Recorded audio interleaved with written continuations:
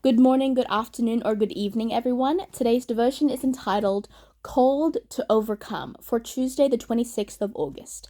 Romans chapter 8, verse 37 says, Yet in all these things we are more than conquerors through him who loved us. Have you heard of the principle of supercompensation? A pastor explains, when an athlete is pushed beyond the threshold of pain and exhaustion, the body overcompensates. The more a muscle is broken down, the more it builds back up. The 206 bones in the body are constantly going through a process called remodeling. They are being broken down by osteoclasts and built back up by osteoblasts. The process of remodeling is intensified when a bone is broken. Extra osteoblasts help rebuild the bone. There is a period of weakness where the bone is more vulnerable to re-injury. That is why we wear casts.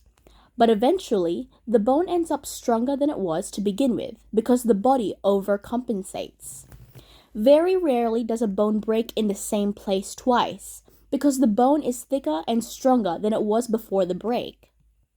Almost like a broken bone that needs to be reset, God breaks us where we need to be broken. He fractures the pride and lust and anger in our lives, but he does it to remodel us into his image.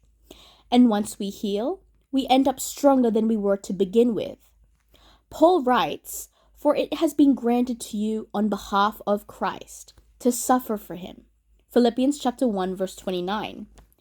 The word granted comes from a Greek root, which literally means to grant a favor. We tend to see suffering as a necessary evil at best, but Paul calls it a divine favor. So, maybe God is remodeling you. Perhaps the problem you thought you would never overcome will become your most effective ministry to others.